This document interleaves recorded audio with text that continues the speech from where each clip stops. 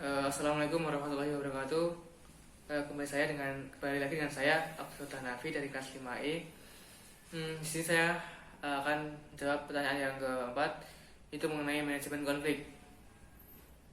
Konflik dalam sebuah bisnis memang sangat rawan, mengingat persaingan bisnis yang amatlah ketat. Jadikan konflik tak dapat dihindari. Tetapi konflik dapat diatasi dengan baik jika ada yang mengatur, atau istilahnya lain, yaitu ada manajemen yang mengatur. Dalam dunia bisnis sering disebut dengan manajemen konflik. Manajemen adalah pengelolaan untuk mengatur sebuah organisasi atau kelompok orang untuk mencapai tujuan organisasi, sedangkan konflik adalah proses dua orang atau lebih yang melakukan tindakan untuk menyingkirkan orang lain. Jadi manajemen konflik sendiri yaitu adalah sebuah pendekatan yang dilakukan secara serta diarahkan untuk komunikasi dengan pelaku konflik, yang mana pelaku konflik dapat mempengaruhi kehidupan kepentingan bersama suatu organisasi. Sedangkan menurut para ahli, salah satunya yaitu adalah Howard Ross, yaitu manajemen konflik adalah langkah yang diambil pihak ketiga dengan tujuan mengarahkan konflik ke hasil tertentu yang mungkin atau tidak menghasilkan hasil akhir berupa penyelesaian konflik, atau mungkin atau tidak menghasilkan ketenangan atau hasil mufakat. Tipe manajemen konflik yang harus kita ketahui. Dalam manajemen konflik ada beberapa tipe yang digunakan untuk menyelesaikan konflik yang ada.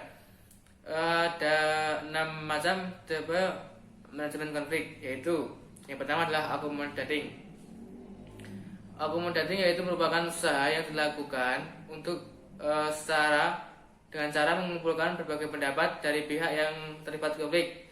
Nantinya akan digunakan untuk musyawarah atau menghasilkan konflik tersebut, namun tetap mementingkan kepentingan salah satu pihak. Hal ini dapat merugikan salah satu pihak yang berkonflik. Lalu yang kedua adalah avoiding. Avoiding yaitu adalah sebuah upaya untuk menghindari sebuah konflik agar tidak terlibat di dalamnya. Hal ini menjadi salah satu cara yang efektif agar lingkungan terhindar dari konflik. Lalu yang selanjutnya adalah compromising. Berbeda dengan accommodating, cara ini adalah memperlihatkan bagaimana memperhatikan kepentingan bersama. Jadi tidak melihat kepentingan di salah satu sisi. Jadi dengan mendengarkan pendapat dari semua pihak dan memutuskan jalan keluar, dengan tetap mementingkan kepentingan bersama menjadi salah satu jalan yang adil bagi semua pihak. Cara ini akan memberikan solusi yang baik untuk semua pihak. Ada 4 bentuk kompromi yaitu separasi, atrasi, dan menyogok.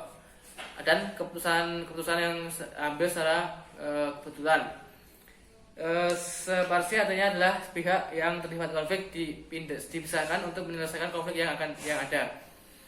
Yang itu adalah atrasi. Atrasi artinya adalah pihak yang berkonflik setuju dengan keputusan yang diambil di pihak ketiga atau penengah, mengambil keputusan berdasarkan faktor kebetulan. Dengan cara ini dilakukan dengan berbagai hal-hal sederhana, tetap berpegang teguh pada aturan yang berlaku. Lalu adalah mencokok peraturan yang memberikan imbalan untuk pihak yang mengambil keputusan dengan tujuan pihaknya dapat dimenangkan dalam konflik tersebut. Hal ini mungkin curang, tetapi bergantung pihak masing-masing yang menyelesaikannya. Lalu ada collaborating.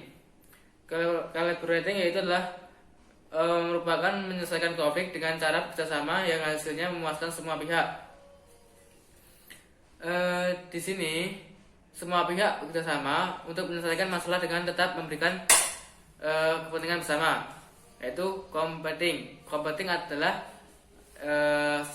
cara digunakan untuk mengarahkan pihak yang terlibat konflik bersaing memenangkan kepentingan masing-masing pihak. Cara ini dipastikan akan memberi solusi baik kedua belah pihak, yang pasti ada kalah yang menang.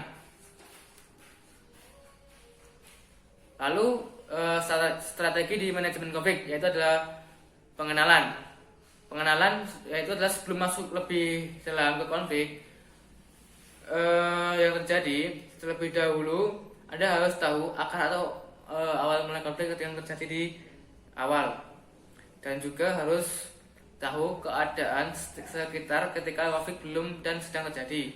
Dengan melakukan ini, Anda akan memperoleh informasi awal yang terjadinya konflik.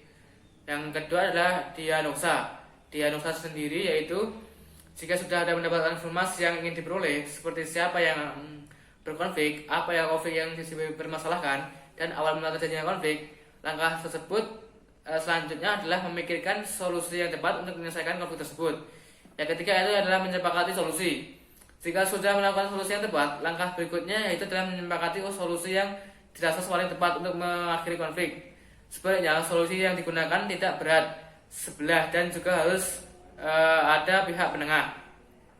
Lalu di pelaksanaan, lalu yang keempat adalah ada pelaksanaan. Pelaksanaan sendiri yaitu setelah solusi disepakati bersama, maka langkah selanjutnya adalah semua pihak harus melaksanakan sistem menerima solusi yang disepakati.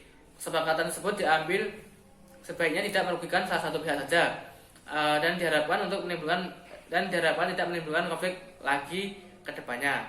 Kemudian yaitu ada evaluasi. Di evaluasi ini setelah konflik selesai, lakukanlah dengan evaluasi bersama-sama. Musyawarahkanlah hal-hal yang bisa menghindari konflik lagi ke depannya. Evaluasi tersebut dilakukan bertujuan untuk tidak mengulangi kesalahan atau konflik yang pernah terjadi. Kemudian di fungsi manajemen konflik, yang pertama adalah meningkatkan kinerja dan keaktifan karyawan. Kemudian mengembangkan kemampuan karyawan, melatih kemampuan dan menyelesaikan konflik, meningkatkan rasa saling hormat, dan sebagainya.